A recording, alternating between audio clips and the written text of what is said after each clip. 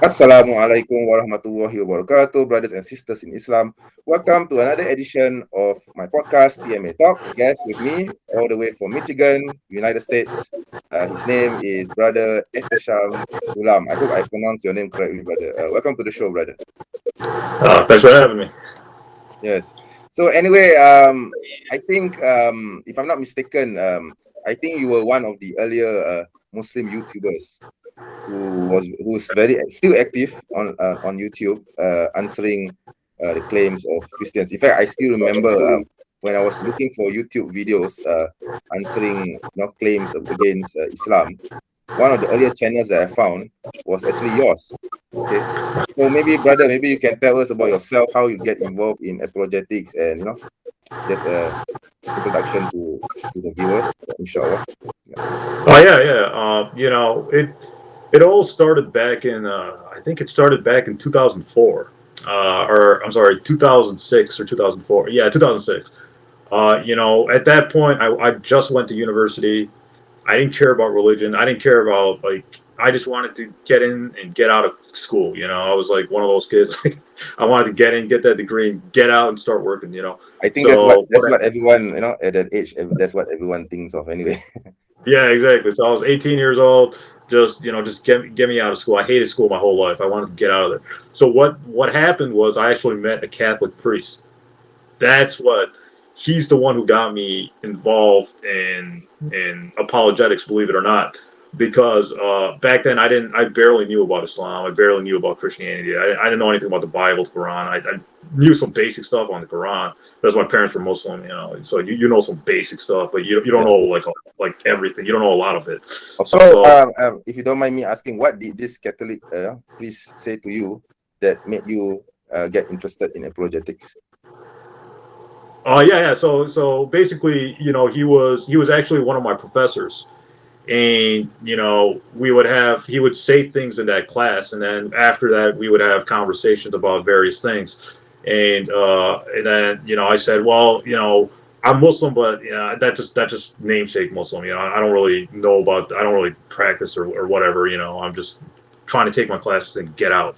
So what happened was, he was talking to me, about Christianity, and I didn't know anything about Islam, so I'm like, I need to know more about my religion, right? So I went online, I started looking up Islam, and like the first page about Islam was an anti-Islamic website. It was nuts how much anti-Islamic materials out there. Let me Like, guess, the first page that you saw was answering Islam. there you go, yeah, answering Islam, and then there was what else was there? There was Faith Freedom, the atheist website. Then Yes, there it was was Alicina. Yeah. yeah, and then there was who else was there?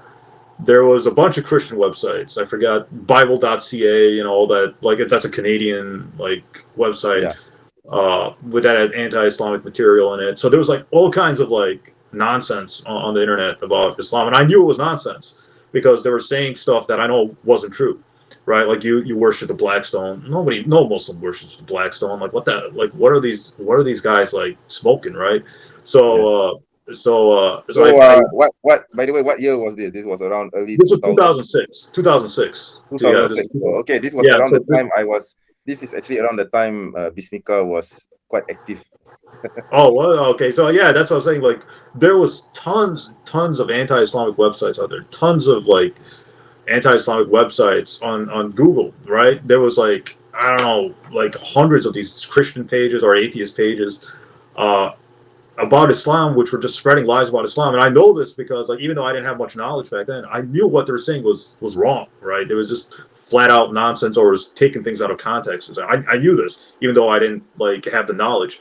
So I did some research, and there was barely any Islamic apologetic websites out there.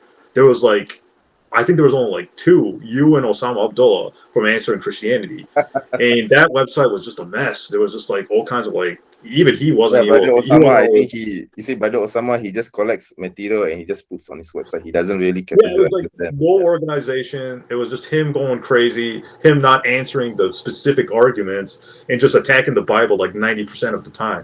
It was very bizarre material. Back in 2007, 2008, I did some heavy research on Christianity and Islam because I wanted to know which religion was true, because I still had contact with this professor or priest.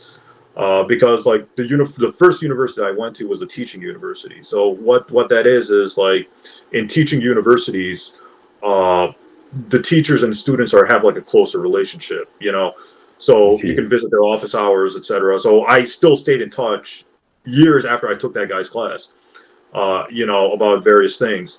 And I remember this guy, he would always give me reading material. He would give me like Mere Christianity by C.S. Lewis, books by Raymond Brown, etc. So I'll just read everything he would give me. So I was doing heavy research, and then I found David Wood. I found David Wood's blog. Do you remember that blog? Answering Muslims? Answering Muslims. Yeah, that yes. Nonsense is still up there. But even reading his material, this guy, he seemed more reasonable. Because back then I didn't know anything about his like mental health problems or whatever. We'll get into that later. But like he seemed reasonable. He seemed like somebody who was giving Muslims a chance. Because if you go to these atheist websites or Christian websites, they don't care what you think, what Muslims think. But this guy was a little bit more reasonable. So I started talking to him, and then we agreed to do a debate on was Jesus crucified. And that was one of the mistakes I made, was getting into debate with him. Which I'll get into. So, anyways, I did some heavy research, and then I read Osama Abdullah's material. But he knew he was attacking the Bible like 90% of the time. Like whenever someone would attack Islam, he would just quote Bible verses and just say, "Well, the Bible allows it too," without answering the point. So I was like, this guy's he's not defending Islam. He's just throwing mud back at the Bible, right? So I was like, that can't work. And debate and argumentation, you can't just keep. Expect something without defending your own position, right? Yeah, you have to defend Islam, right? You can't just keep attacking the Bible. That's not going to work. So I was desperate to know what the answers to what these guys were saying, right? Kissing the Blackstone, the Prophet Muhammad's marriage with Isaac. I was desperate to know any Muslim apologist that could like answer these points, right? Because I was getting confused back in 2007, 2008. I was like, is Islam true? Should I become a Christian? I don't know, right? Like I'm just like a 19-year-old struggling to find the answers, right? So I'm like Peter Parker, Spider-Man. I don't have all the answers, right? I got all these powers, but I don't know what to do with them. Basically, you discovered your spider powers, but you don't know how to use them, right? Yeah, there you go, right? And then as time went on, I realized, with great religion there must come great responsibility, right? So I learned that the hard way. I would prefer to relate it with Tony Stark, because Tony Stark's my favorite character. It's more like, when Tony went into the cave, he came out of the cave, he discovered, he wanted to escape from the cave, after being, captured by terrorists. He created his first suit. So after he left, he managed to leave the cave. He didn't know what to do with it, right? It's something like this. That's a pretty good analogy. I like the first Iron Man movie. I thought that was pretty good. It was good. Robert Jr. was pretty good. Robert Downey Jr. was the perfect person to play Tony Stark. He's the perfect person. Because he's like drunk and all that. And so basically, when I went into the cinema, when I saw him, I said, "Wow, this is Tony Stark in life." I thought that movie was going to be bad. I didn't have like much expectations for it. Same. When I first went into the cinema to watch Iron Man with a friend, I was thinking, oh, this is going to suck, because I saw the previous Marvel movies. I think it was in the Incredible Hulk, the one that not the one I think the one by Eric Bana, that was horrible. Oh yeah, I know. Yeah. Oh, okay, the 2003 one. Yeah, the 2003 one. Yes. Not everyone. The later one. Yeah, the Eric Bana one. That was horrible. So because of that movie, I was influenced by it. So when I walked into the cinema to watch the first Iron Man, I was like, oh man, this is going to suck. But I'm going to watch anyway because I like the character. So I hope it doesn't suck too bad. But after I watched the movie and I walked out, my mind was blown. I was like, wow, is that all? I want to watch more of it. Yeah, I love the first Iron Man, and then Daredevil. You ever see Daredevil? That was pretty good with Ben Affleck. Ben Affleck was actually quite good, but I think a lot of people were criticizing it. I don't know why. Yeah, it was pretty. I liked it. I liked it. I personally liked it too, because I think I think the person who played Kingpin was good. He was good. Oh, the Michael Duncan or whatever his name Yeah, is. he passed away, right? I think several years ago. Yeah. Uh-huh. Yeah, and then yeah. So, anyways, getting back to what we were talking about, Okay. you know, so no hundreds of anti-Islamic material, no barely any responses, right? Because there were very, very, very few Muslim apologists out there. You Yeah, I know, think there were only a few. I think maybe my website, Brother Saifur. I think you know MSM Saifur's Islamic awareness. Yeah, oh and then yeah. right, and then there's this website called I think you know Brother Basam Yeah, Zawadi. yeah. Yeah, I think he was active too. And then for a short while, Brother Sami Zatari was also active during this era. So there were actually a few, but there weren't many. There weren't as many as the Christians. Yeah. Yeah, exactly. So basically, what happened was back in 2008, 2008. I needed to know the truth. What is the truth, Christianity or Islam? Because I was talking to this Catholic priest. He was like, no. This professor, he was like, no. My honest opinion is Muhammad is not a prophet. You know, the Quran is copied off. You know, these Judeo-Christian apocryphal stories or whatever. So that disproves it and all that. So he's like, he's throwing like ammunition against me. Like 90% of the websites on Islam are anti-Islam. You know, they're just like Christian website or atheist websites attacking the Prophet Muhammad in the Quran and said. So like everything is anti-Islam to me, right? This because professors talking bad about Islam, the website stuff. The web is talking bad about Islam. I'm going to my local mosque. They're not answering my questions. They're like either pray or get out. So like nobody's answering my questions, right? So you know, so 2008 I watched debates with Osama because David Wood was not as popular as he was back in 2008. He was, I I think think he was back just then in starting. 2008 he was to be honest, I think David was Wood was a bit I think he was a bit how would I say it? He was more nicer. I think he was more gentle towards Muslims. For some reason Yeah, he was more sincere compared to the now. Yeah. the thing with 2008 was he was just beginning. Every like apologetics was just beginning. It was back in its infancy, right? Yes, that's right. Yeah. Christians and Muslims were debating again after the Ahmadiyyat days. I remember So, he wrote an article attacking the Prophet, and I replied to that article. But I think he saw my article attacking his points, but all he did was he just had a link at the end of the page pointing to my article, and that was it. This was oh, an article on answering Islam. I think it's still there. I'm not sure. Yeah. oh, okay, yeah. So he was very early in the apologetics. I was very I was in my infancy in apologetics, right? So 2008, I'm reading the Answering Muslims blog, you know, and I was like, this guy's reasonable. So I wrote David Wood an email. I'm like, do you want to debate on the crucifixion? He's like, yeah, you know, just make sure a lot of Muslims come. And I was like, why? Like, you know, who cares about that? So then we were still like emailing and stuff like that. And then he was like, the day of the debate, I remember. And then this is like this put up my spider sense, right? Because I knew there was something wrong with this guy. He's like, are Muslims coming to that debate? I'm like, I don't know. Like, you know, like I advertise the hell out of it. You know, if they come, they come. If they don't come, they don't. I have no power over that, right? You know, if you throw a party, you know, it's up to the invitees to come to your party, right? You can't force them to come to your party. You can't like, Yeah. you know, hold a gun to their head and say, come to my party, or you know, I'm gonna blow your head off. No, you know, you just, you know, they come if they come. You know what I mean? So it's like, are Muslims coming to this debate? I'm like, I don't know, man. Like, why do you even care? Like, who cares? It's gonna be on the internet anyways. So you know, 2009, I'm ready for the debate, right? I'm ready. I think I'm ready. You know, I did some research, etc. So this is my first apologetic debate. But I made a huge mistake that year, because what happened that year, the beginning, was I got in trouble in my university. I got in major trouble with in my university, and they wanted to like expel me because I did something wrong. And then you know, and then what happened was like there was a lot of legal problems. Like, you know, in the beginning of 2009, I was like trying to stay out of trouble, so they allowed me to stay in the university. But they were like, "We're watching you. If you do anything wrong, you're out of here." You know, so it was a very scary time for me at that point. So I got a lawyer and everything, and then the lawyer was like, "No, he didn't do anything. Technically, he didn't do anything wrong."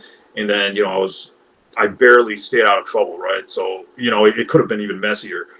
because they wanted to like put me in prison and stuff. So I narrowly got out of prison. So it was just a bad time for me, right? So I told David Wood, I'm like, look, I'm in trouble with my university, going to postpone the debate. He's like, no, we got to do it now because there's I have other stuff going on, and that's the right time. So I did the debate, and it was a mistake because I wasn't prepared because of all that legal crap that was happening to me. Yeah, because all the legal problems that you're facing, so you're not in the right frame of mind. I'm not in the right frame of mind, right? So because there were people in my university who were just wanted to get me in trouble, and then I was able to pull the racial card. This is just racism and bullshit. So they bought it, and then they had to back off. So I was like, I got to get out of this university. I can't stay here. So I was just so distracted that I couldn't like really focus on that. Like if you watch my first debate, I was terrible, man. I got chewed up and spit out. But then I did, because you see, the thing about debates is that you can only get better as you go along. You need to start somewhere. It doesn't matter whether you perform badly or good, whatever. Because I think personally for me as a Muslim, I don't go to debates to win. I go to debates to present the side of Islam. Exactly. I think it's important that we as Muslims should have the right frame of have the right intentions when we agree to go into debates with the other party, because because the other side wants to win when they come into a debate. But we as Muslims, I think, if we go into a debate, we don't go there to win or lose or whatever. We go there to present our side of the story. That's it. Yeah, that's it. Like, who cares who wins the debate, right? Like, that's a moot point. It just like it matters about what your points are, or what you're trying to tell the audience, right? Whether it's not Muslim, right? Yeah. You have to just go out there, try to educate the audience, and then that's the best. Hopefully they get it, right? Exactly. Yeah. So what happened was I did that debate. I did very badly in that debate, right?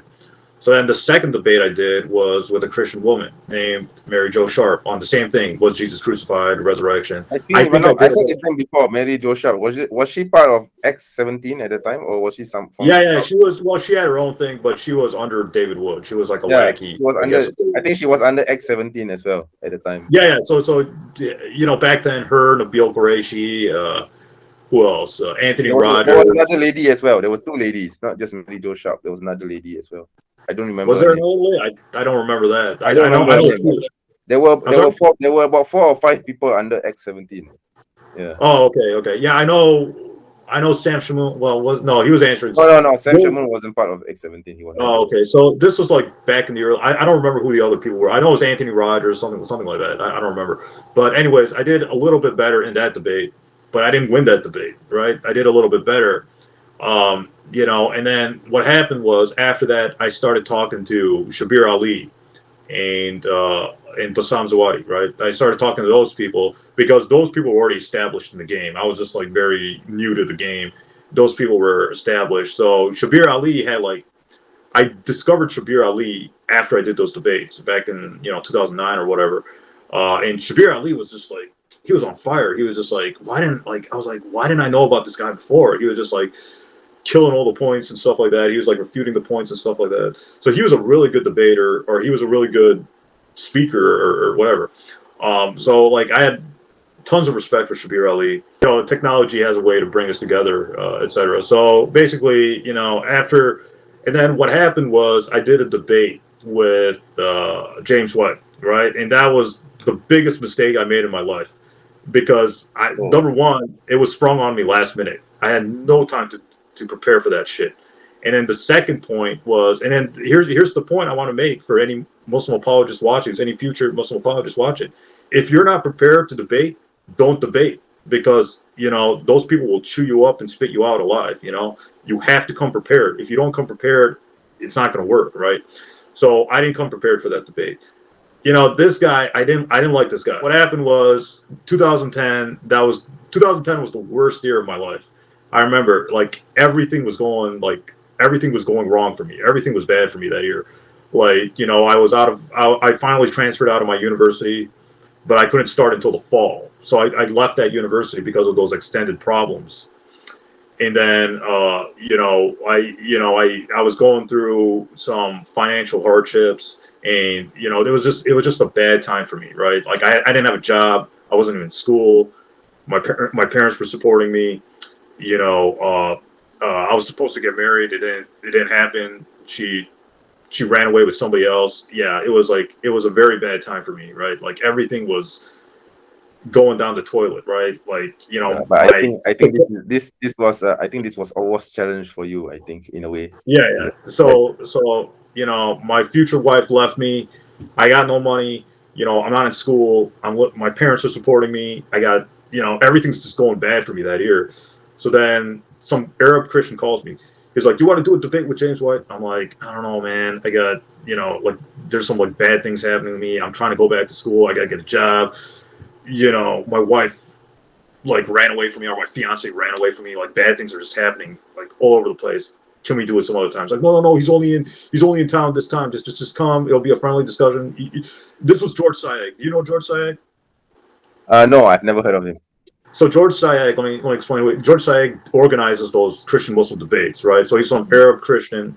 I think he's from Syria or something. I don't remember, but he and Sam Shamoon are like best friends, right?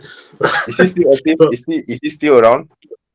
Yeah. George Sayegh, yeah, he's still around, but he lives in California. He comes to Michigan to just to annoy Muslims, right? So he calls me. He's like, just come. It'll be a friendly discussion. I promise. You know, I promise nothing bad. I'm like, is David Wood going to be there? He's like, no, David Wood is in jail. I'm like, yeah, I'm in, because I didn't want to talk to David Wood at that point. So David was in jail at this time. yeah, because what happened was in 2010, this was like the worst time of apologetics, I remember, because David Wood went to the Arab Fest. Do you know the Arab Fest? And Yes, I know. The Dearborn Fest. Yeah. yeah, so if you watch David Wood's videos, like 10 years, I have all 12 the years recordings. I have all the recordings of him and Nabil Qureshi harassing the people. exactly, right. So you know what I'm talking about. I still have those videos. In fact, I was Yeah. planning to release them, but I don't know when I'm going to release them. Yeah, you know what I'm talking about, right? You know what I'm talking about. I do. Yeah. So basically, he goes to the Arab Fest. He makes a complete fool out of himself, shoving cameras in people's face and everything, and they're just like, okay, this guy's And I think bombarding people. People were there just to enjoy themselves, and this idiot with his groupies come to this fest to bombard them with questions about Islam. Yeah, him and his boyfriend. I mean, it's totally out of place. The people there. I mean, it's called an Arab fest for a reason, right? It's supposed to be a cultural exchange. Yeah, nobody wants to discuss religion. Yeah, right? nobody's going to talk about religion at this Arab fest. I mean, it's an Arab fest. Come on, it's not a religious fest, right? I mean, yeah, exactly. So, it all, right?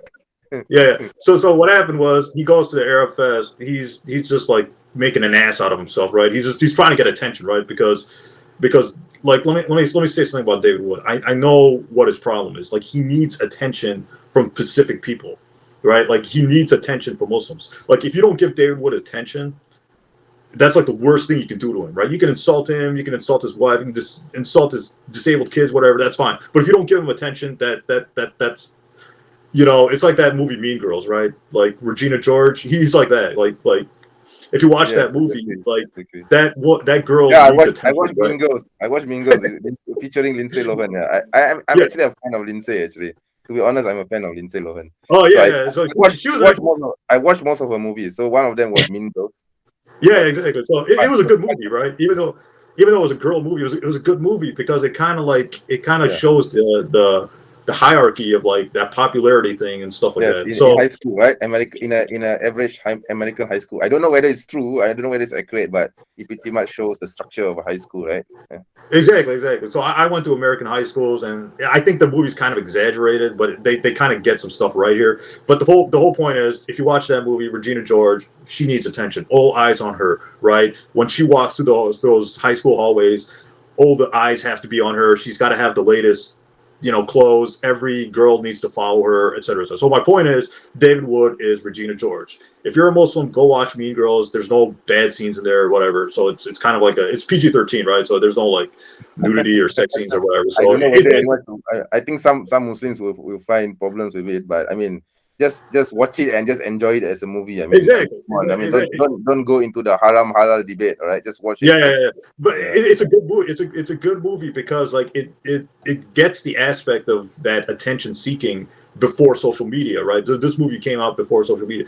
So David Wood is like before Regina even George. before we know about Facebook, Instagram, Twitter and all that. Exactly. So this was 2004. Yeah. There was like nothing. There was just like Google was just starting out. The social media, Facebook just happened. I think there wasn't much. I mean, there wasn't much talk about the internet at this period of time. I mean, there's the internet, but it's not really mainstream as it is now, right? Oh yeah. So, anyways, so the whole point I'm trying to make is like David Wood is Regina George. He is somebody who's got some serious personality disorder where he needs attention. Like I don't know, like he goes crazy if you don't give him attention, right? So it's like I agree with you. I agree 200% with you. Exactly. So the whole reason why I'm bringing up that movie is because that character is David Wood. If you watch that movie, you can make that connection, right? So he goes there with cameras on purpose, right? So notice how he has cameras. He doesn't have like video recording stuff. So he's going there with cameras. He's harassing or he hit Nabil Qureshi, his boyfriend Nabil Qureshi, when he was alive. I'm pretty sure he's rotting in hell right now. But anyways, he was like, he had like cameras, and then it's like this. What I usually say is he's probably sharing a sauna with Ravi Zacharias, Stalin, and Hitler. And that's very nicely. That's pretty good. They're like probably sucking Satan's dick in hell or something. I don't know, but but anyways, so he has these he has these cameras, right? And he's like harassing like little Muslim kids, like these little like Arab kids. He's like harassing them. He's like asking them questions about God, about Jesus. Like what do you believe about Jesus? What do you believe about Allah? What do you believe about the Quran? Like little kids, like notice how like little kids are the ones that are just like paying attention to them, right?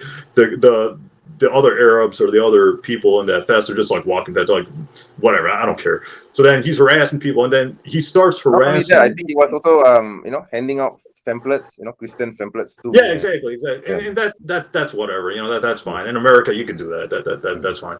But the cameras was, he kind of crossed the line with the cameras. That was like when he had those cameras, I knew he was doing it to get attention. I knew he was doing it to get media attention, and I knew he was doing it to put it on his website to attack Islam. Right? Because he wanted to show Islam in a negative light. Because if you notice that blog or his videos, David Wood's videos, he always talks about the negatives of Islam, the negatives of Muslims. He doesn't say the good Muslims are doing, the charity work they're doing. Muslims are trying to.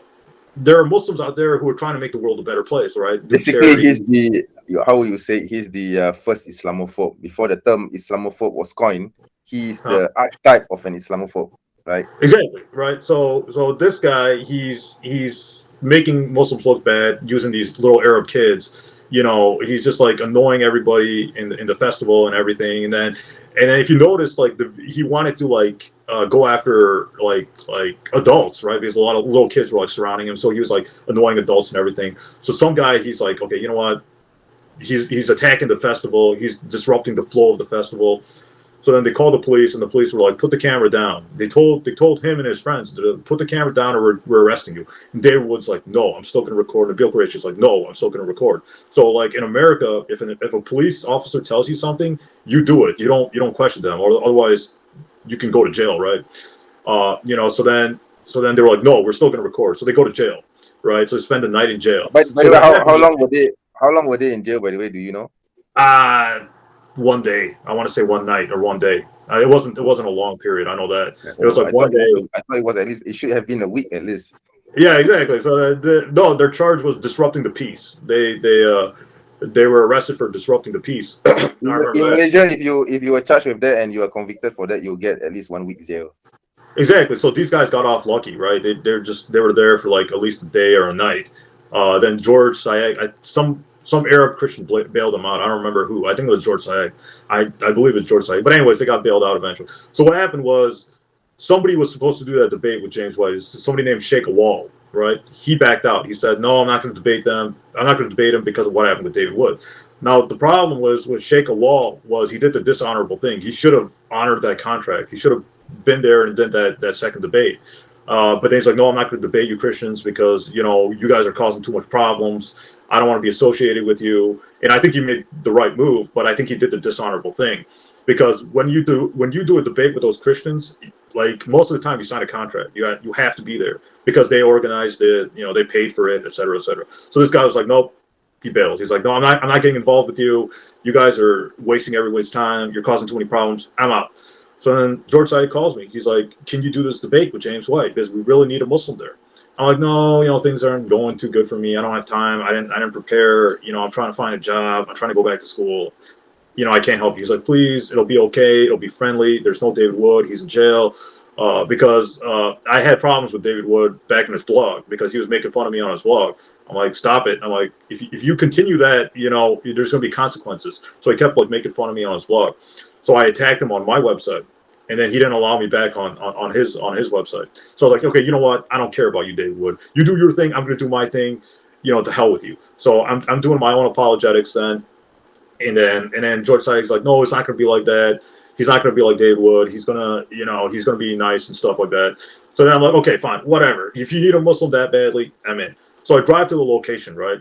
And this was the biggest mistake I made, was the format of that debate was seriously problematic because it was crossfire. You know what crossfire is, or you know basically what? Questioning. Yeah, you need to answer the question, and he answers you, and then he answers you, and you need to answer him back within a certain amount of time, right? Yeah, exactly. So it was cross-examination, very hard format. Only experienced debaters can do that. So I'm over there. I'm trying to make my points, and then you know, James White is just like he's pressing me with all these questions. I can't answer in time because I don't have all the answers. And then like the whole debate was just a train wreck, right? It was just like a very problematic thing. And then because of the format was seriously problematic. I like no one can do that format and with given no preparation. So then I was really pissed off, and then I was like, George, look, don't do that to me again. I don't like being just put on the spot. So then James White contacts me a few months later. He's like, do you want me to put that website, or you want me to put that debate online? I'm like, I don't care, you own the footage. I'm like, whatever. So that debate goes online, and then everybody's like, you know, attacking me for doing that debate. I'm like, look, man, I got conned into doing it. I didn't want to do it. It was George Said who conned me into doing it. So for me, it's all right because it doesn't matter whether you make mistakes or not. You learn from it. See, some problem with Muslims that I've noticed is that when someone whom they think did badly in a debate, they just simply start to attack him instead of giving support, moral support, or saying it's all right. Maybe next time you do better. Give some sort of encouragement. I mean, to me, if you are attacking someone just because he dares to go on stage and you didn't, tells me that you are a coward because I mean this person, let's say even if this Muslim did badly in a debate, he actually has the balls to go on stage to face a Christian, whereas you, the critic, you're not even there to go on stage. You get my point? Exactly. Yeah. So yeah, I think you made some good points there. I'm like, oh look, like Muslims were attacking me. Why'd you do that debate? You know, you didn't do good in that debate. I'm like, look, I didn't have time to prepare, right? It was George Said's fault. He should have just been like, okay, Sheikh Awal doesn't want to do the debate. Just let James White just sit on and just talk about whatever he wants to talk about. Like, why do you need a Muslim there? So I told him, I'm like, look, I was conned into doing it. So then, I don't know. So then after that, my apologetics career just, I don't know, like it started, then it faded away, right? It stopped. So then I'm like, I was so angry at James White. I was so angry at George Said for doing that to me because like you can't do a debate unprepared. You have to prepare for it. You have to sit down, you have to write, and you have to have an agreed format. If you don't have an agreed format, then it's just chaos, right? That's exactly what happened. There was just like too much going on. I couldn't like answer the questions in time. I was getting annoyed. He was getting annoyed. I don't know. So then, I don't know. And then like after the debate, the Christians came up to me. They were like, we admire your courage to talk about Islam when like nobody wants to talk about Islam. We like the fact that you presented your points. So the Christians after that debate came up to me and they were like, "You did a good job presenting your points, et cetera, et cetera." But when it went on the internet, it was just like, I don't know, people were chewing me alive. They were like, "Wow, you." I think people, if they want to be nasty, they're just nasty. So people were just like chewing me up after that debate and stuff like that. And I'm like, look. The whole thing is, I'm a 22-year-old kid, and this guy's a 43-year-old man. What is a 43-year-old man doing debating a 22-year-old? That's on him. That's not on me. Because James White was like, I think he was in his mid-40s or something. He was pretty old at that point. So I'm like, look, man, it's this guy's problem. Why is he debating a kid, right? Like, I'm not a debate master. I'm 22 years old. I'm trying to get a job. I'm trying to go back to school. I'm trying to get my life in order, right? I don't have it all together. I'm not like him, right? Then after that, you know, me and James White started talking on the internet, and this was a huge mistake I made, because I should have had no contact after that debate, because I didn't like this guy. This guy was like, he wasn't a nice person. He wasn't a good guy. James White is not a good guy. So then after I started talking to him, I just got mad at him. So I just like, I don't know. He said something like, if you don't mind me asking, what did you two talk about? he wrote me an email, right? He said, like, I remember this email. It was like a very nasty email. He's like, "You are the worst Muslim apologist after Nader Ahmed." He wrote me a very nasty email. He's like, "You are the worst Muslim apologist I ever dealt with. You're even worse than Nader Ahmed." He told me that, because Nader Ahmed was kind of like, I don't know, like Nader Ahmed is. Nadir was, I remember Nadir Ahmad. Even at the time, he was quite active too. I think he was more. He still is more on Quran and science, right? Yeah. So you know, but Nader Ahmed, you know, his behavior is kind of an issue. I'll admit that. So, anyways, I didn't like that. I didn't like the fact that he kept comparing me to Nader and saying I'm a terrible apologist. So I don't know. I just like blasted him on the email. I'm like, look, don't talk to me like that. Don't compare me with Nader Ahmed, because I don't agree with what he does. You know, you don't know what you're talking about. You're a hack. I told him he's a hack. And then he didn't like that. So then he posted the debate online, and then him and I started getting into Twitter fights. I started saying profanity to him and stuff like that. So then he's like, look, if you keep this up, I'm gonna call your school. I'm like, go ahead. You don't know what school I go to. So I just, you know, I kept like getting into arguments and fights with him and stuff. So I really don't like that James White guy, because he caused a lot of like unnecessary problems. So then after that, I'm like, I'm done with apologetics, right? I'm not getting involved with this nonsense. Too much nonsense with David Wood. Too much nonsense with James White. I think around this was around 2010 to 2015 or 16. You were quite silent, right? I think you were radio silent. Yeah. 2010, 2015. I wasn't making any videos. I was like, okay, you know what? I'm just gonna focus on school. I'm gonna try to get a job. Apologetics, I'll just leave it at the hands of Allah, right? So, you know, why does he need me? So I was going through some doubting. I was going through some serious dark times when it came to my faith in Islam, because nothing was going right for me back in 2010. That was the worst year of my life, right? So, like, I was like, you know, I can't do this anymore. I have to get a job. I have to worry about my own, like, financials. I have to complete school. You know, it was a very dark time for me. You know, and you know, the stuff that happened to me, you know, with that girl leaving me and me just being alone, and I don't know, it was like a very, very dark time. Like I'm telling you, it was like the darkest time of my life, 2010. So what happened was I just left apologetics. 2010, 2015, 5 years, nothing for me. I'm more interested in, you know, making money. I'm more interested in comic books. I'm more interested in collecting, you know, PlayStation 4 games. I'm more interested in, you know, collecting Marvel comic books, because I thought that all the men toys. yeah, exactly. I was more interested in collecting comic books, because I thought that stuff would like blow up and I would make like a lot of money off that. And you know, 5 years later, it's still sitting here. So you know, that's what I'm doing from 2010 to 2015. I'm just living life, you know, living very comfortable. I forgot about religion, right? At this point, I'm an apostate from Islam, but I didn't go online and say that, because if you go online, if you say you left Islam, then I don't know, that opens the floodgates, right? It becomes like an issue. So I'm just living life. I don't care about religion. I'm not even making salah.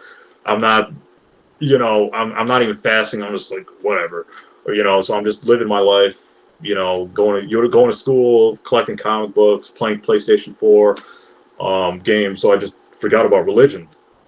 Right, and then what happened was, you see, Allah works in mysterious ways. God works in mysterious ways. Because I thought I was done with apologetics. That phrase sounds familiar. Yeah. So Allah, you know, there's a phrase in the Quran. It says that Allah is the best of planners, right? So in the Quran chapter 8 or Quran chapter 3, there's a very powerful verse in the Quran where Jesus is in the Quran chapter 3. Jesus is surrounded by his enemies, and then Allah is saying that, oh Jesus, I'll take you, I'll raise you to myself, in the Quran chapter 3 verse 55. I know Allah the verse. Yeah, Allah is saying to Jesus that I'm the best of planners. If you're in trouble, I'll help you. So that's what happened with me, right? I was in a dark phase. I wanted to leave Islam. I wanted to just live my life. You know, I'm just a 20-year-old kid, just trying to do the right thing, just trying to live my life, right? Like, why do I need religion? It wasn't like the apologetics. Nothing was working out for me, right? I was having Peter Parker luck, you know. So, but then I'm just like, there's a very good issue in Spider-Man where Spider-Man quits being Spider-Man. In the Amazing Spider-Man number 50, Peter Parker's like, you know what, I'm done being Spider-Man. So he throws his costume in the trash. He's just living his life. So that's what happened with me. I threw apologetics in the trash. I'm living my life, trying to enjoy life. But Allah had a plan for me. He was like, you know what, there was a time. It was David Wood who got me back because this David Wood was getting more popular, right? And he was spreading lies about Islam left and right. His YouTube channel was exploding. He went from, I don't know, 100,000 subscribers to 300,000 subscribers in just a few years, right? And back from 2010. Now he has, I think now he has 500,000 subs now. 500,000, exactly. So this guy was getting popular, and I know this guy's not being honest. I know he was being dishonest. I know I could refute his points. So then, 2010, 2015, whatever. I don't care about Islam. 2016, I'm like, you know what? I have to, because I know David Wood's lying. I know I can refute his points. So then I'm like, you know what? Despite all my failures, despite the stuff that happened with me with James White, despite all the backlash I received from doing that debate, despite like the whole world basically saying no, I shouldn't be a Muslim apologist. You know what? Including Muslims. Muslims were like, "You're a terrible Muslim apologist. Don't go back to apologetics. Just forget about it. It's not going to happen." Right? And this is a very important lesson I want Muslims to know, is that if you want to be successful in life, you have to ignore the naysayers, because in life there's going to be naysayers in life, right? People are always going to put you down. People are always going to say, "No, you can't do this. No, you can't become that doctor. No, you can't become that engineer. No, it's impossible opening your own business," whatever it is. Because in my life too, even when it came to apologetics and stuff, there were Muslims. I'm telling you, like not non-Muslims, but Muslims were coming up to me. They were like, "You are the worst apologist after Nader and Osama Abdullah." Because Osama Abdullah was pretty terrible at debating too. They came up to me. They were saying from some very nasty things after that James White debate. They were like, "You are the worst Muslim apologist. You don't know how to debate. You don't know anything about Islam and stuff like that." I don't think it's fair for them to say this, because you can, like I said earlier on, you can only get better with debating. How are you supposed to get better in debating if you have never debated anyone? You see? Exactly. You have to start somewhere. Like you have to start somewhere. Whether no one becomes. You see, it's like this. No one becomes a good debater once he starts debating. He has to learn somewhere. Exactly. Yeah. It's like that analogy. In order to become Superman, you have to become Clark Kent. In order to become Spider-Man, you have to be Peter Parker. You know what I mean? Like exactly. I know a better analogy, right? In order to become Batman, you have to become Bruce Wayne first, right? You have to train for it and stuff, and then eventually you become that Batman, right? In order to wear an Iron Man suit, you need to become Tony Stark first. You need to you have to start somewhere, right? You have to do bad. You have to fall. You see, if we use an analogy with Tony Stark, it's like this. How would Tony Stark be able to build his suit in the cave, right? Without his intellect, without being pressured into doing it? How would he know that the suit works, right? Because he was kidnapped by this terrorist group, right, in the comics, and he was taken to a cave, and they wanted him to. I'm not talking about the movies, by the way. I'm talking about the comics, right? The comic storyline. I think it was in Vietnam. I don't remember whether it's Vietnam or not. I think it's Vietnam, right? Yeah, I think it's Vietnam. Yeah, because back in the 60s, like the whole Vietnam War, so that war was the thing, right? Yeah, it wasn't Afghanistan. So so basically, I think he was taken to this cave where he was. I think they wanted to ransom him for money because they know he was a billionaire. But then he devised this suit, and he managed to escape. But you see, the thing is, how would he be building this suit if he were not pressured into doing it in the first place? So he had to, right? Yeah. Exactly. So like the point you're driving my point further home is that in life there are always going to be people who will tell you, no, you can't do it, you're not going to succeed and stuff like that. In order to succeed, you have to ignore them, and that's what happened. That's what I had to do. I had to do this the hard way. It's because the people I grew up with, the Muslims, right?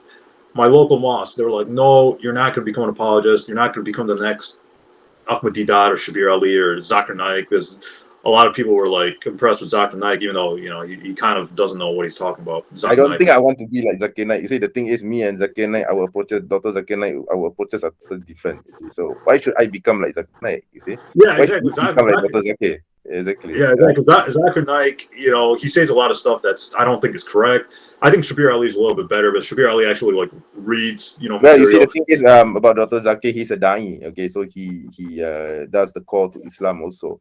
But for us, like you and me, we are apologists. We refute the allegations made against Islam. It's not our job to tell people to come to Islam. That is the role of an apologist. The role of an apologist is to tell, hey, you're wrong, and why you're wrong because of this point. Why I'm Exactly. right because our point is this, and that's it. It ends there.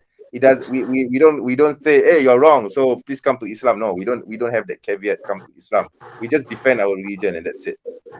Yeah. Exactly. So that's like so basically the point I'm making is like everybody was against me. Everybody was saying no, you shouldn't be able to become an apologist, etc., etc. So there were a lot of naysayers in my life regarding apologetics, regarding like some other stuff, but we're talking about apologetics. So basically, the whole world is telling me no, just forget about apologetics, move on to something else. So then I'm like, you know what? I can refute this David Wood guy. I know deep down I can do it, despite everybody saying, just forget about apologetics. So I made my video refuting him back in 2016. I came back to apologetics. It's amazing how Allah works, right? Amazing how like he leads people back into Islam. So I refuted his video, right? And I thought nobody would watch this video. Boom. Everybody, like, Muslims were commenting. They were like, yeah, you refuted this guy. You refuted his points, et cetera, et cetera. So then, it went like this. It went from a spiritual darkness inside of me to like a light being turned on. Like, like the light was turned on. Like, I know I can become a Muslim apologist. I know I can refute David Wood. I know I can refute these clowns on the internet. So I was like, boom, I found my purpose. Back on YouTube, back to apologetics. I'm making videos refuting Wood. As soon as he puts out, like a few days after he puts out his videos, my channel is booming, boom, boom, boom. Subscribers, Muslims are coming to my channel. Non-Muslims are coming to my channel. People are learning Islam the way it needs to be learned, not from this anti-Islamic bullshit or nonsense. So it's amazing how I went from somebody who just wanted to leave apologetics, wanted to live my life, and just wanted to forget about religion altogether, to me becoming one of the only Muslim apologists out there. It's completely amazing. MashaAllah, that's a very good story, Yaki. Yeah. So anyway, okay, so maybe my next question would be, what do you think are the most recent Christian, polemics against Islam, the recent trend that you see now in recent years? I mean, apart from what we have already touched on with basically the marriage of Aisha, Muslims worship the black stone. What else? I mean, what other claims that these Christians make that you often see on YouTube? Oh, what I'm noticing is they're running out of our arguments. They're running out of ideas, right? A lot of these Christian apologists are just repeating the same stuff over and over and over again, to the point where they just ran out of arguments, right? Like the whole death of the Prophet Muhammad, right? Eating the poison and Khyber. Oh, the poison. Yeah. I mean, Yeah. we know this is not true because the Prophet did not die of poison, because the whole point of the Exactly. story was that he survived the poisoning. Yeah, 3 years, right? Like 4 that's years. the whole miracle of it. Some Sirah say it's 4 years. Yeah. 4 years, 3 years, 4 years, whatever it is. That's the whole miracle. So what I noticed is David Wood is repeating that stuff over and over and over again. So you know what this tells me? It tells me he's running out of ideas. He's running out of arguments, right? Because why would someone repeat stuff unless they're running out of material, right? So I know he's running sometimes out David Wood reminds me of Goebbels, the Joseph Goebbels, the minister of propaganda during Hitler's time. I think it was Goebbels who said that if you repeat a lie as many times as possible, eventually the public will come to believe you. So I think this is what David Wood is actually doing. Yeah. Oh, okay, yeah, that makes sense. Or it was a Nazi propaganda. The Nazi propaganda was exactly. just repeat the lie, and then if you keep repeating it, it'll like the public will believe it. Like no matter how ridiculous it is, if you just keep repeating it over and over and over again, if you tell your audience or your masses, this and that, they'll believe it, whatever it is, whether it's politics, religion, whatever. So exactly, that's this is exactly what David Wood is doing. He's just repeating the lie over and over. Yeah, Do you notice something? He always keeps saying Muhammad, the most obvious false prophet in history. He keeps repeating this line, He's Yeah, repeating exactly. his line in almost all of his recent videos. He's repeating his line, even though to me, I think he's the most obvious fake philosopher in history. You see, I don't believe that even I personally, I don't believe that he has a PhD in philosophy. I don't believe it. I think it's impossible for him to have that, especially if you're in jail for a long time, right?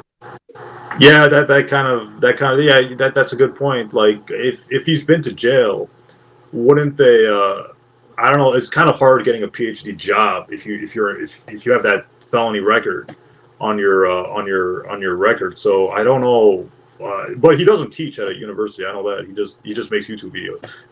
That's his job, just making Yeah, YouTube videos. exactly. I So mean, he never. I mean, even though he has a PhD, I've never, he has never contributed any, article. A PhD holder should at least write a few journal articles and contribute to journals. But he doesn't do that. He has never done that. So who on earth would call him a doctor or as someone who's qualified in philosophy if he has not done anything to contribute to philosophy, to the knowledge of philosophy in the first place, to academia in the first place? You see?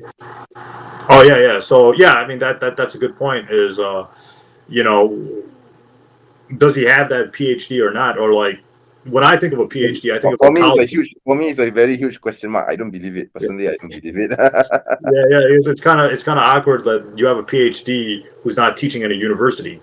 It's like I have that medical doctorate or I have that medical degree, but I'm not working at a hospital. Like what's the point? Like you just went to school all these or years. at the very least, teach medicine, right? But Yeah, for exactly. like my sister, for example, she has a medical degree, but she doesn't practice. She didn't complete a Oh, housemanship.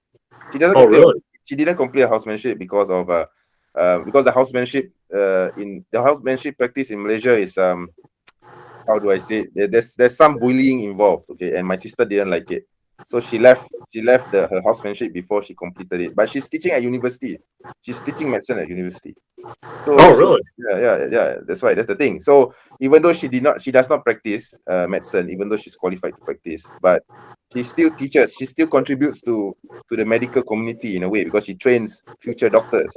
But tell me what this David Wood has done to contribute to academia. You see, that's the thing. No, he's like the thing is like he's just making YouTube videos. He's asking for donations. He's like at the end of the or if you watch his videos at the description, it's always like Patreon, subscribe star, donate to PayPal. So he's asking for donation. He's like donate here, donate Exactly.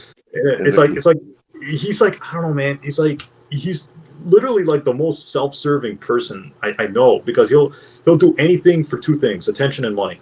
If you give him attention and money, oh, you're his best friend, So like his antics, tearing up the Quran and eating it, yeah, I know, like that. That's also an attention ploy.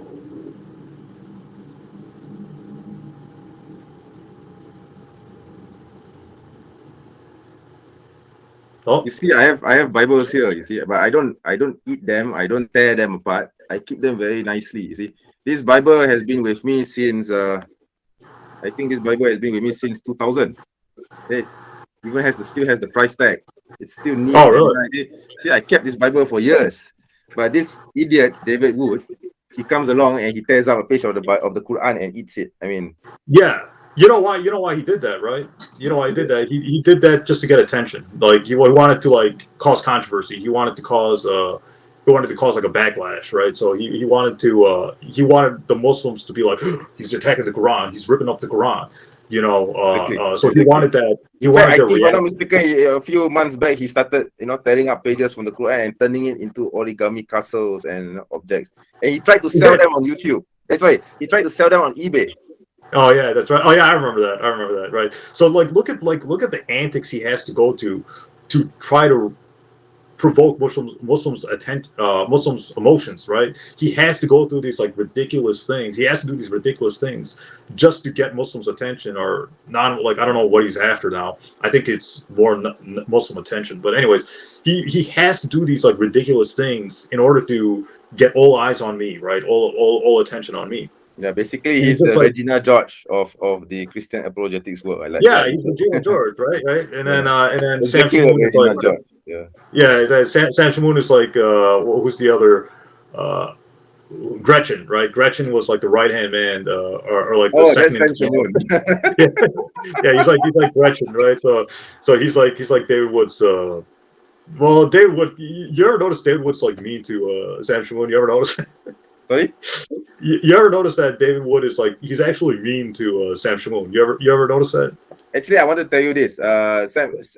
David Wood actually has cut ties with Sam Shamoon because Sam Shamoon has now gone into orthodoxy, and you know, in Orthodox Christianity, they have this veneration of Mary, like Mariology. So now Sam Shamoon is starting to preach Mariology and all that on his channel. So you know, David Wood being the good Protestant boy that he is, I think he doesn't like that. So he has officially cut off ties with pretty much with Sam Shamoon. In fact, not just David Wood, but Anthony Rogers as well. Even Anthony Rogers has, and Sam Shamoon actually attacked Anthony Rogers on his channel. Yeah. Yeah, yeah. So, So you know these oh, three right. stooges. I think you know that these three stooges went to Sheikh Oman's Al Farouk's booth, right? Together Yeah, yeah, to yeah, debate yeah, it. yeah. I Now thought, all of that, now these three stooges are fighting among each other. You see, so now they're broken off, and now Sam Shamoon is against Anthony Rogers. He actually denounced Anthony Rogers openly for being a Calvinist. And David Wood has also deleted most of Sam Shamoon's videos, the videos that he did with Sam Shamoon on his channel, and pretty much cut off ties with Sam Shamoon as well. oh, okay, yeah, yeah. So what were you saying? Yeah, yeah. So with Sam Shamoon, let me just talk about Sam Shamoon. Like, right? Sure. Like, I went on their channel in 2020 to make some points about the Prophet Muhammad, and man, I don't know. Sam Shamoon is like he's like literally the worst person to talk to. It's like I think like him and Trump would be the most annoying people to talk to. You know, former President Trump. They'd be Yeah, like I know, I so know, I know. annoying to talk to because this guy's like he's not like I'll give you one example of how Sam Shamoon just doesn't listen to his opponent. I told him very specifically in the beginning, if you watch that video on my channel, I'm like, look, don't quote from Ibn Ishaq because Ibn Ishaq is not reliable. I'm just using that one example. 20 1 hour later, right? 1 hour into discussion, he's like, open up Ibn Ishaq, go to page 103.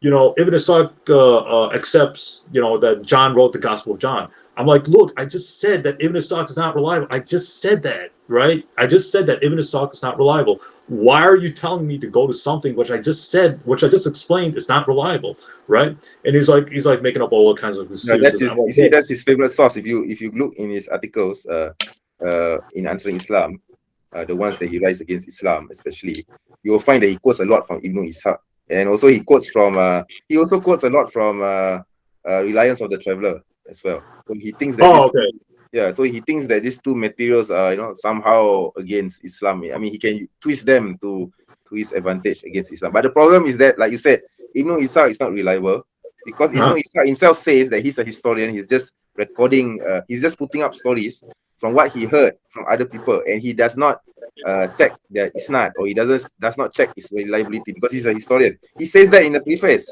and then Exactly, exactly. regarding Reliance of the Traveler is just a, you know, an exotic writing from Egypt, like in the 13th century, and no Muslim actually ever heard of the Reliance of the Traveler until you know, Noah Hamim Keller actually translated it. Nobody has heard of Reliance of the Traveler. Nobody uses Reliance of the Traveler for their fixed source. You see, see, not even Yeah, so in my part of the world, nobody even knows about Reliance of the Traveler.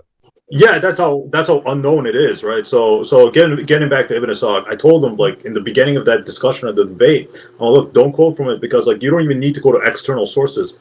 If you read the beginning of that book, Ibn Ishaq says that there were scholars who say that Ibn Ishaq was just writing down anything. He wasn't doing any kind of fact checking. This person said this person said that. Ibn Ishaq was writing it down. He wasn't like he didn't care. He didn't Yeah. use the proper methodology to verify a report or not. Yes, because You know, as he said in the preface, he's a historian. He's just recording whatever people said about the history. That's all. That's his job. But yeah, yeah, he doesn't go and check them because that's not his job. His job is just to yeah, record facts yeah. or He's stories that he heard from other people. But that doesn't mean yeah, that they are true or false or whatever. He exactly, doesn't check exactly. that. You see? Yeah. Yeah. So basically, what my point is, like, I just said that Ibn Ishaq is not reliable, right? 1 hour later into the discussion, he's like, go to Ibn Ishaq, go to page 103.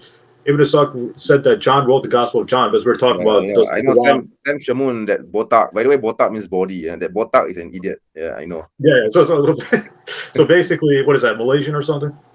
Yeah, it's in Malay. Yeah, it's the Malay language. Botak. Yeah. Yeah. So in I Urdu, it's prefer like to use kutta. the word botak because it sounds rude. It sounds rude Yeah. when you say it. Yeah. In Urdu, it's kutta. Kutta means dog. So so Oh, you so, speak Hindi, by the way? sorry. Do you speak Hindi? No, I just speak English. Like I barely Oh, speak English. Yeah. oh, So you only are you a bilingual, by the way? Do you speak any other languages apart from English? nah, to be honest with you, I'm too stupid to speak like two languages, right? I can only talk like one language, No, right? I don't think so. I mean, if you can, I think if you pick up another language, I mean, being a bilingual is very easy, but being a Is trilingual it? or being polyglot is very difficult. I can tell you that. Oh, really? Yeah, I Yeah, would go to my Japanese friend's house, and his parents would be like yelling at him in like Japanese or something. obviously. Like, oh, like yeah, like I would ask my friend, I'm like, what are they yelling at you? Like, what are they saying? He's like, you don't want to know. So, so, so yeah, so you would be like, yeah, it was kind of weird. Yeah, I like other cultures, right? I like Japanese culture. I wish I stayed in touch with this guy, because this guy, he was actually a good guy. He was Japanese, but he's like really good. He was really smart too. He was like a lot smarter than me. He would sometimes he would do my homework for me, and then the teacher would be like, Wow. "Whoa, this is really good. Did Was you he really older? do By it?" the way, was he older than you, or No, were he was you younger. age? He was like at least 2 years, 3 years younger than me. At least Oh, three I years see. younger than I me. see. Yeah, I see. but he was still they were good people, right? I would come over to their house, and then there would be like, his family would give me what do you call it, Maybe sushi. you should get in touch with him, because you said that his parents are still around. I'm pretty sure you can contact his parents and Yeah, get. no, yeah. His parents still live in Yeah, my yeah, old neighborhood. They still live like a few, but they're yeah. like old and Maybe you should retired. get in touch with your friend. I mean, why not, right? Yeah. See, that's a good thing about Facebook. It makes you connect with people that you didn't Yeah, know about before. yeah. But I think Facebook's kind of dead. No one's really using it now. But yeah, I always love other cultures, other Japanese, Chinese culture, et cetera, et cetera. Mhm. I don't know. I haven't. Do I have? I think I have some Japanese friends, and I have some Arab friends. What other Oh, by the cultures? way, I have maybe you can tell me about Michigan. How's the life in Michigan? I heard that in Michigan there is actually the most populous state with the state with the most number of Muslims, I think. yeah, because of Dearborn. The whole reason Yeah, why I live in Dearborn, Dearborn, especially Dearborn. Yeah, because Dearborn has a lot of Arabs in there, and then so but you're there's a not. lot By of. the way, you're not near. Are you anywhere near Dearborn, or you're far away? No, I'm close to Dearborn. I'm like 20 minutes away. 20 minutes Wow, away. that close, Yeah, huh? yeah. All right, all So right. I'm very close. Yeah, but I don't go there that much. There's no reason for me to go there. I don't Oh, by the way, even. where's Detroit? Is Detroit in Michigan as well? Yeah. Detroit's in Michigan. Are you Yeah, nearby Detroit, by the way? yeah. I used to go to Wayne State University, and Wayne State University is in Detroit. I It's see. actually it's in the. By the way, I came across this information. Is it true that a Muslim mayor was elected in Detroit, I think it or was Dearborn. was it Dearborn? in Detroit, or was it somewhere else? No, it was in. I think it was in Dearborn. In Dearborn? I believe so. I don't. I'm not familiar with the story, but Okay, I think it was in Dearborn. I want to say it's in Dearborn. okay, all right, Um, all right. Okay. right. Yeah. So yeah, there's a considerable amount of Muslims here. That's a good thing. And there's like the Muslim life here is it's pretty good. You have halal meats and all that other Actually, I'm nonsense. curious. I'm curious to know. I just want to ask you this. Maybe you don't know the answer, or maybe you know the answer. But I just want to ask you this, because I've been wanting to ask someone this for a long time. Why is it that the Muslims somehow gather in Dearborn? Why not anywhere else, like maybe in California or in Texas, or maybe in I New think York? Why Muslims especially like to go to Dearborn? Why they like to stay there? Maybe you know why? yeah, because I know the whole thing. Because what happened was Henry Ford, right? He needed workers for his cars. So then he was like, maybe I can't hire these Hispanics. I can't hire these Mexicans or whatever. I can't hire these blacks. So I'm gonna get these Arabs here, right? So he got like the labor from from these Arab states, because these Arab states were like Lebanon, Syria. They were like colonized by the But French and stuff. by the way, why his preference for Arabs, by the way? That's I'll get to that, right? So then he brings the Arabs here. He brings like these Lebanese, Syrians, or whatever here, and then these Arabs they make Dearborn their own, right? They make Dearborn their own like little Mecca or whatever. So then they started opening these mosques and all that. So then after that, after Henry Ford brought all these Arabs here, it became like an Arabized town. But I think the thing is, with like Arabs and Hispanics and stuff like that, they're more of working class, right? They're more like they do labor stuff and like most of them open like shops and stuff. That they're more like labor, or they're more like labor intensive. So he thought that he could get cheap labor getting these Arabs here. So I think that's what happened. And then after that, it became like this whole Muslim town, because a lot of those Arabs were Muslim, right? They were like Sunni or Shia. I think not a lot of them were Sunni. Some of them were Shia. So after that, these Arabs, they just stayed here because they had jobs, and then they just made it their own. They started opening up mosques and things like that. Oh, So okay. I think that's what happened. I see. So, Interesting. Man. yeah. So, if you walk into Dearborn, does it look more like a Muslim, town or something like that? Does it? I haven't been to Dearborn in years. Like I haven't been there in a long time. So I don't know what's going on in Dearborn. To me, there's no reason to go to Dearborn, because like we have our own mosque, and I see. the U.S. is pretty good. And what I noticed about the U.S. is it's good at taking care of its citizens, right? Like it's good at helping. Like the good thing about Americans is they're good at like helping people. They're good at like like if you're unemployed, you can get on unemployment, and you can just sit on your ass and just collect unemployment and just live life. But there's nothing honorable about that. I never did that. Oh. Like my philosophy you have social welfare services? I thought you don't have that. No, you can get welfare. You can get like what do you call it? Unemployment. You can get. But like, I thought there's this great healthcare debate in the US where you're not, where there's a one camp says that you shouldn't get healthcare for free. The other camp says no, you must give some sort of healthcare to the citizens for free, something like this, or cheap. No, I mean, here I'll show you what you can get. Like, look, see, I got like my healthcare card. I get free what do you call it, health insurance. So I can so I can look, my point is, like, you get benefits coming to America. You can they'll help you out basically.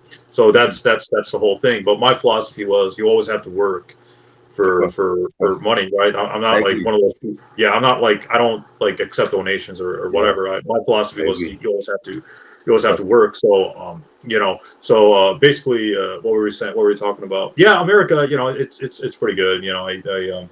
You can collect as much comics as you want, as much Pokemon cards. Obviously, I buy my apologetics or Christian books from eBay in the US most of the time. Oh, really? All of the time, yeah. Most of these books that you see here behind me now are mostly from the US. I buy them on eBay, and then I get them sent to a forwarder in the US, and then I pay the forwarder to have them pack it and send it to me in Malaysia. Oh wow! Okay, so they don't got eBay in Malaysia. They do have eBay in Malaysia, but of course, obviously, the collection of books are not as extensive as the ones in the US, and not as cheap. Okay. Oh, okay. I mean the topics that, because we as apologists, we are in a very specific field. There are certain books here, like for example, archaeology of the New Testament, or textual criticism of the New Testament. You don't have that kind of books in Malaysia. You need to buy them from overseas. So the next best thing to get them is the US.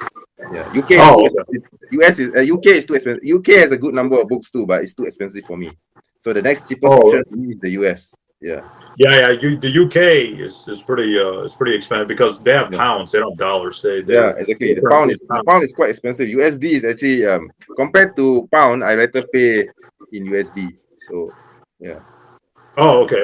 So basically in America, you can, since I'm an American citizen, I do have some or I was born here, so I have some I have some more. Don't forget, I was born there too.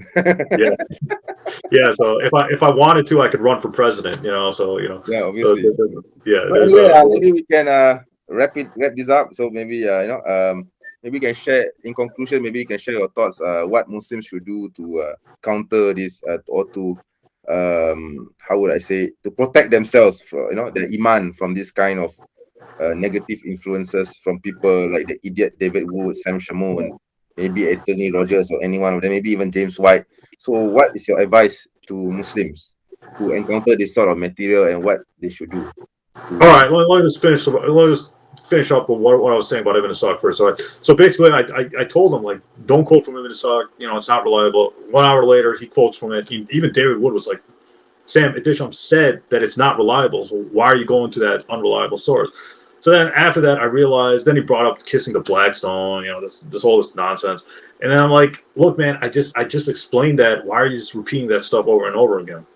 So then I went on, I explained that Prophet Muhammad did miracles. Then he's like, no, the Quran denies that he did miracles. I'm like, no, it doesn't. Because if you read those verses in context, if you read the commentaries and stuff, it's just denying specific miracles to specific people.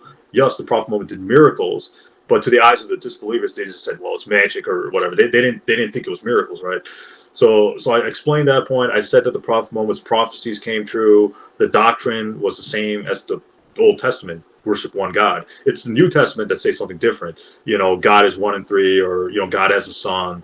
The resurrection. Paul says the law is done, and then Jesus died for your sins. Even though that's not what the Old Testament says. The Old Testament says you got to follow the law, and then you got to worship one God and the God of Israel, etc. So there's all this kinds of stuff, and then at the end of that Sam Shamoun, Ehteshaam Gulam, David Wood discussion, I'm like, the Prophet Muhammad did miracles, he did prophecies, he called people to worship one God. That's the signs of a prophet, right? Like, I don't know, like there's not, it doesn't get any better than that, right? So basically, that's when I realized that I'm wasting my time with these people, because they know it's true. They know deep down that Prophet Muhammad did miracles, he did prophecies.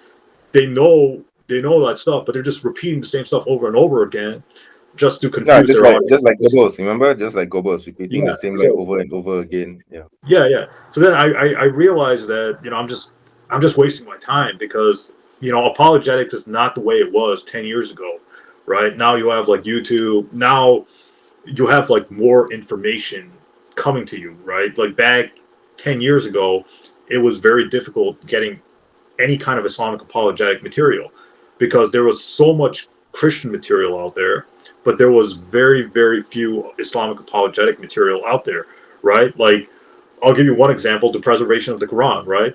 It was very difficult for me to find a very early Quranic manuscript. Now you can find it like all over the place, but 10, 11 years ago, 12 years ago, it was very difficult getting that information. It was very difficult getting that apologetic information about Quranic manuscripts, preservation of the Quran, etc. With Christian manuscripts, with the New Testament manuscripts, it's like all over the place. They'll be like boasting about P52, even though it's like that little. It's as big as a credit card. Yeah, and Exactly. it's only dated to the 2nd century, I think. Exactly, and then it has a variant in it too. Did you know that Sorry? P52 has a variant? Yeah, it has a variant in it. So I didn't know even that. that manuscript that they boast about is different from like the wording in today's like New Testament and the Yeah, Gospel of John, whatever it is. yeah. So basically, apologetics. My point is, like, apologetics has come a long way since those days, right? Because when you and I started, it was very difficult getting a photograph. It was basically all the information that we know today. Most of them are stored in this type of books, but it's not released to public, and it's not online. You can't find them online now. All this information here in these books are now all online. Most of them, at Exactly. least. Yeah. Exactly. So, like, the example of the history of al-Tabari or Ibn Ishaq, right? Like, the whole thing is, if you go to Answering Islam's website, they'll be like, yeah, the Prophet Muhammad spoke satanic verses, but they'll just quote from Ibn Ishaq or the history of al-Tabari. What they're not telling you is that in the beginning of the history of al-Tabari, he warns people that his books are filled with inauthentic stories, but they don't tell you that. You ever notice that? If you go to Answering Yes. Islam, if you go to Yes. the satanic, I'll just give the satanic verses example. They don't tell you that. They say that, yeah, the Prophet Muhammad spoke the satanic verses. It's found in the earliest biography books, Ibn Ishaq, the history of al-Tabari, but they don't tell you that those are false stories according to those same sources. right? Exactly. So Exactly. yeah, so like they don't tell you that because they want to deceive their audience. They want to say, yeah, the prophet Muhammad was under the influence of Satan, speaking the satanic verses, but they're not giving you the full story, right? So that's the whole thing, is you have to do your own research. If you're a Muslim apologist, you cannot go to these websites and just take their word for it, because they're not telling you the truth. They're not giving you the full story. They're just giving you what they want you to believe. They're just giving you, like, yeah, the Prophet Muhammad spoke the satanic verses. Yeah, the Prophet Muhammad married, the 6-year-old, a 6-year-old, but they're not giving you the historical context. They're not giving They you don't exactly. Mm-hmm. they're not giving you the full picture. Oh, let's They're not just forget the marriage of Zainab to the yeah, Prophet. That exactly. was There's a context. There's a historical context behind that marriage, right? There's a whole reason why Allah allowed the Prophet Muhammad to marry her, to show that your adopted sons aren't your real sons. They're not, because the Arabs had a belief that your adopted sons are your real sons. But they don't tell you exactly. that. They just said, well, the Prophet Muhammad liked her. They quote from the history of Al-Tabari, the Prophet Muhammad liked her, thus he married her. But they don't give you the whole historical They don't quote Tafsir ibn Kathir. They don't quote, like, Ibn Kathir is like the most important Sunni commentator. They don't give you the historical context. So you cannot take these guys' words. You can't go on the internet and expect to gain knowledge of Islam, because there's so much out of context nonsense, and there's just a lot of stuff that they're not telling you. They're not telling you the true stories. They'll be like, the Quran quotes from Christian apocryphal works. The Quran quotes from the first gospel of the infancy gospel, right, when Jesus talks as a Oh, I've baby. heard of that. Yeah, I heard of that The, story. the, Nonsense. the, the problem, what they're not telling you, right? What they're not telling is that gospel came after the Quran. So the Quran came first, that gospel came second. But they don't tell you that. They're like, no, the Quran copied that source, but they don't tell you that source actually postdates the Quran. So in Islamic-awareness.org does a brilliant analysis of this stuff. They say that the Talmud came after the Quran. These so-called Jewish apocryphal sources came after the Quran. But Answering Islam doesn't tell you that, right? They don't tell you that. They're like, no, this No, was, they won't. I'm sorry? They won't. They won't. Yeah. They won't. Yeah. So they'll be like, no, the Quran copied all these apocryphal sources, when in reality, a lot of those sources actually came after the Quran.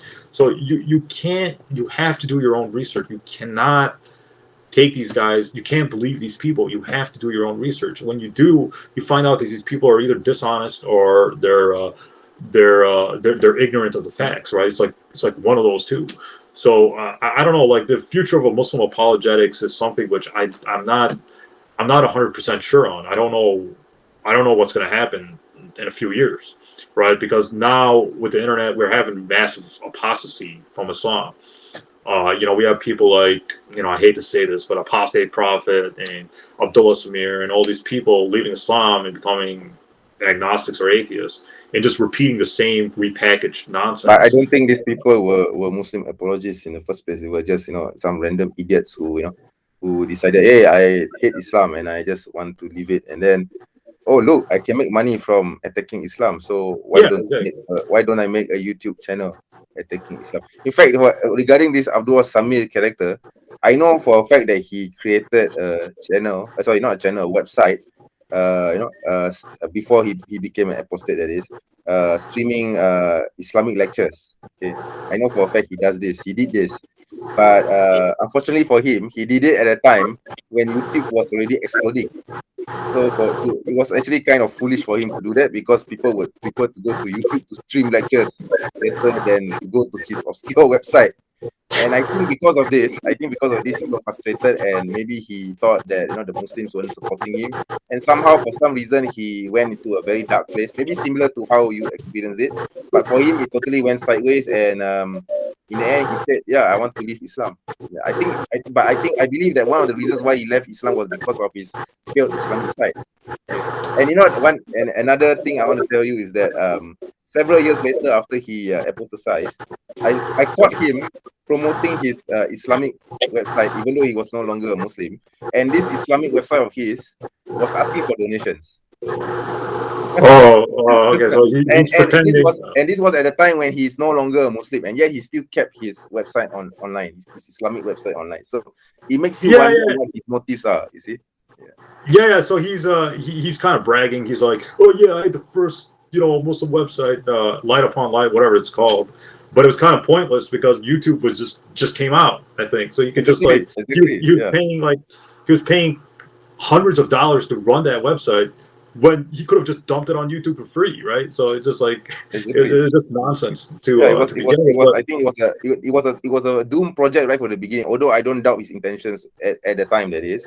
But the thing is, he wasn't aware of the technologies that was happening at the time, and he could have just used YouTube as a platform for him to stream to upload those videos of his and promote that. But I don't know why he decided to create a website instead, which is much more expensive. You see. Exactly. So basically, like a lot of these apostates, I realized that they leave Islam and then they become the expert of Islam, right? They become Yeah. the Paul Oh, Ehrman of there's Islam. another. I think there's another apostate, a female one called Zara K. I don't know whether you heard of her.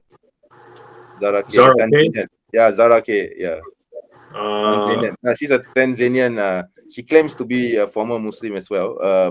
But I find her points to be silly as well, because it's mostly like, oh, I don't like to pray, so why should I pray? So why should I be a Muslim if I'm required to pray? So I might as well just leave Islam, something like this, along those lines. oh, so she's given subjective or emotional reasons. Exactly, emotionalism. So basically, her point is that her reasons for leaving Islam is all emotional and has no rational basis. So there are many people like that. I think there's a few more. If I'm not mistaken, there's this lady called Infidel Noodle. I don't know why these people like to use the words infidel, Yeah. apostates. They think that calling themselves infidels, apostates, and mutas is something honorable. Is it? Because in the Muslim world, if you're being called that, it means that you are worse than a pig. Yeah, exactly. You're worse than a Because dog and a pig, because even a dog and a pig acknowledges the one true God. But you call yourself an apostate, a murtad, it means that you disobey God, and therefore you are worse than a dog and a pig. that makes In sense. my part of the world, that is. I don't know about your part of the world, but in my part of the world, the Muslim world, because I'm in Malaysia. So if you call yourself an apostate or an infidel or whatever, ex-Muslim or whatever, you're going to be laughed at. Okay, people are not going Oh. to take you seriously. Yeah. Oh, okay. Yeah, in America, the thing about America is like nobody cares, right? Like nobody cares. You can practice whatever religion you want. Nobody really cares because in America you have freedom of speech and you have freedom of religion, so you can practice any religion you want.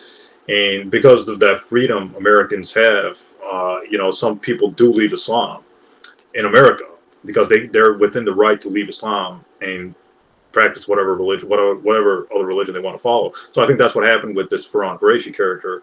Was he knows he's not in a Muslim country, he's in America, right?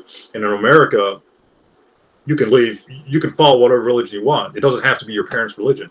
So if you don't want to follow Islam, you don't have to. You can become an apostate. So that's what happened with Farhan. Was he thought he lives in America, so he can get away with this stuff, right? Because if he lived in Saudi Arabia, for example, he can't go public with his apostasy because that's going to cause serious problems. But in America, It's the same thing in Malaysia as well. If you go public, let's say you want to be an apostate. I'm not saying there are no apostates in Malaysia, by the way. There are a lot of apostates here, but they are underground. They cannot show their faces, because if they show their faces, if they dare to speak up, like how apostate prophet, Abdullah Sameer and all these jokers do, okay, they're going to get into a lot of trouble.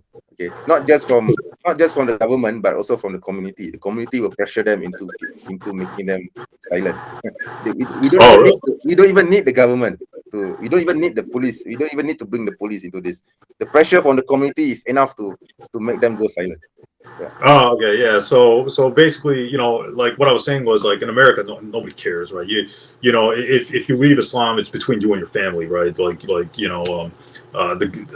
police, nobody cares, right? Everybody's like living their lives. Everyone's like busy. They don't care about what your religion is. So that's what happens in America. Is like a lot of Muslims leave Islam for whatever reasons. They leave Islam because they want to marry a white.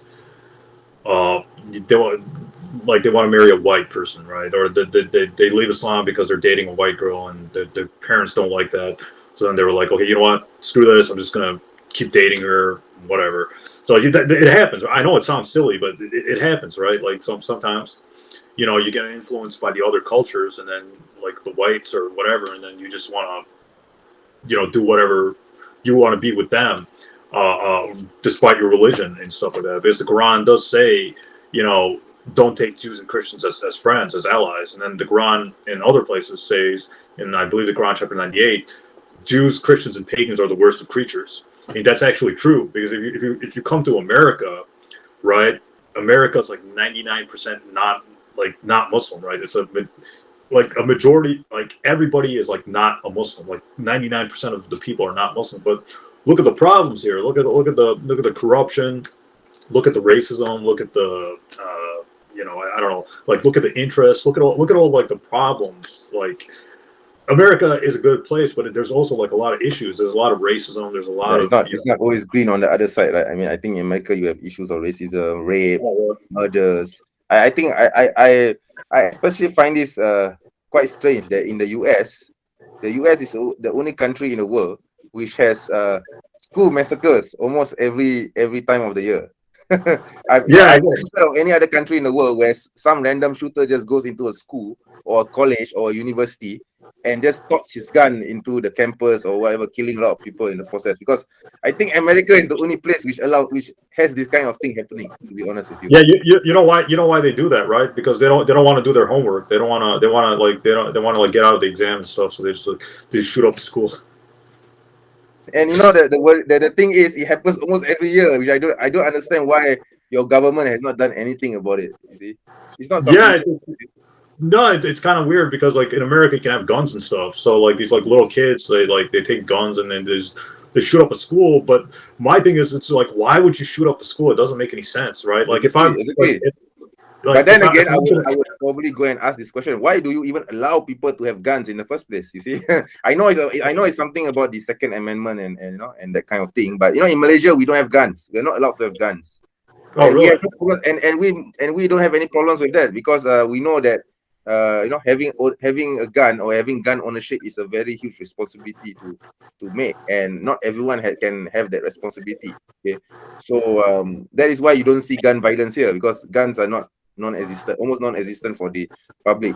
The only time when you see guns is when they are robbers or whatever, thieves, but they probably took their guns from elsewhere, from illegal sources, and these illegal sources are not widespread. Whereas in the US, you can just simply walk into any store and get a gun if you are old enough, or you are legal, you have the legal papers or whatever to own a gun, and then you can just shoot anyone on the street. Yeah, exactly. So like my uncle, he has like a lot of guns. He has like these rifles and stuff, but he goes hunting, right? So he goes hunting, but he has like a lot of guns. He has like at least $30,000 worth of guns in his house, and he keeps it in a locker, right? Like those big safe things. He puts it like, my uncle has like $30,000 worth of guns. I'm like, why the hell do you need those many guns? Like, I understand one rifle for hunting, I get that, but he has like these like pistols, and he has these what do you call it, like those. Why do you need pistols for hunting? You only need one rifle or two rifles. That's just his excuse. I don't know why he needs like a pistol. He showed me his gun collection once. And then I'm like, why do you have all these guns? He's like, I go hunting. I'm like, well, you need like one or two guns. Why do you need like? He has like these laser point, like these guns that has like laser pointers. So like, it sounds like he's building an army. I know, exactly. Or he's like a serial killer or something. I don't know. Exactly. I mean, there's some things I don't understand about you Americans, and I know it's quite ironic coming from me because I'm American born too. But there's something I can never understand about Americans. Yeah, so it's just this fascination with guns and violence. You know what? I think he's just a gun collector, like how you collect your comics and. Yeah, exactly. So he has these like this. Yeah. He has these like crazy guns, which is like wow, like why would you? Like I never understood that. It's crazy. And he's like if someone breaks in my house, I'm prepared.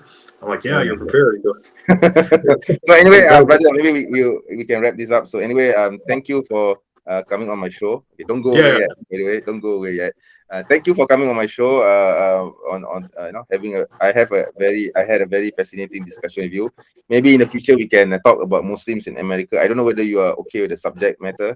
Maybe we can talk about America. Well, let me just say something here. Let me just say something final about Muslims in America and apologetics and stuff. Is that Muslims, like, the unfortunate problem with Muslims in America is they just don't care, right? They just don't care about about apologetics. They don't care about doing dawah. They don't care. They're more interested in just having a good life. You know, they don't really care. Like the thing with us Muslim apologists is like we're very few in number, right? We don't. There's not a lot of us out there.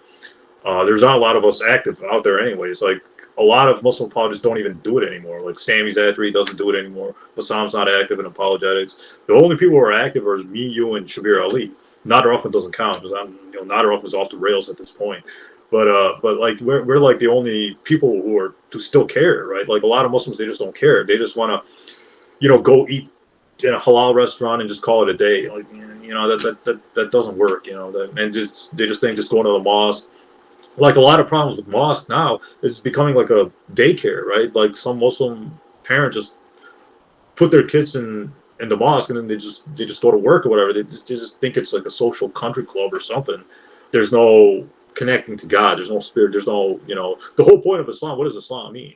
Submission to the will of God, right? But these people, they're kind of forgetting it, and they're going back to their cultural roots. They're saying, well, Islam's my culture, and because it's my culture, I got to follow the laws. It's kind of like the Jews, right? The Jews were following the laws, but they lost the spirituality. But I think that's exactly. what happened. Which is why Jesus was sent, in order to remind them of their spiritual connection and to ask them to repent and return to God, because the Jews were just obsessed with the law, right? With the law, right. So like now, like very few Muslims just care, right? Very few Muslims are getting influenced by the wrong types of people, like Yasser Qadi. Yasser Qadi. He was making some stupid art. He was saying like the standard narrative has holes in it, and then exactly. I'm still upset with. To be honest, I'm still upset with him for with him saying that. That's very stupid of him to do. You say that on a channel which has a lot of non-Muslims, looking at it and can pounce on you at any time, and you just suddenly say, "Oh, the Quranic, the standard narrative has holes in it." Oh my God! You just simply say, What do you think is going to happen? Without thinking of the consequence. You see, that's the thing. Yeah. Like, what do you think is going to happen? People are going to be like, "Whoa, Sheikh Yasser Qadi is saying that. That's a huge red flag." And then after that exploded in 2020, like 2 years ago. Everybody was just taking his David words. was repeating it. Sam Shamoun was repeating it. Several channels were repeating it. Hatun Trash. Hatun Trash. Yeah, she was repeating it as well. Oh my God! She had a shirt with Yasser Qadi's face saying the standard has holes in it in Speaker's Corner or whatever. Well, I can tell these Christians now that Dale Martin, Dr. Dale Martin himself in the flesh said many times over. You can actually watch the videos on my channel. He said that basically he's saying that the standard narrative of the Bible has holes in it. Okay. So anyway, with that, I think we need to wrap this up. Oh, okay. So thank you, Aki. Thank you, no problem. Ehteshaam, for having the show. Inshallah, I'll invite you again in a future show. Anyway, to viewers, thank you very much for listening to this podcast with me and brother Ehteshaam. Please go and visit his channel. By the way, it's called Answering Christians 1, I think, if I'm not mistaken. I'll put the link in the description box below. Anyway, if you like this video, please do not forget to give a thumbs up. If you would like to share this video, please do share it to everyone you know. Inshallah, I'll see you again in a future video. Assalamualaikum warahmatullahi wabarakatuh. Assalamualaikum. Waalaikumsalam.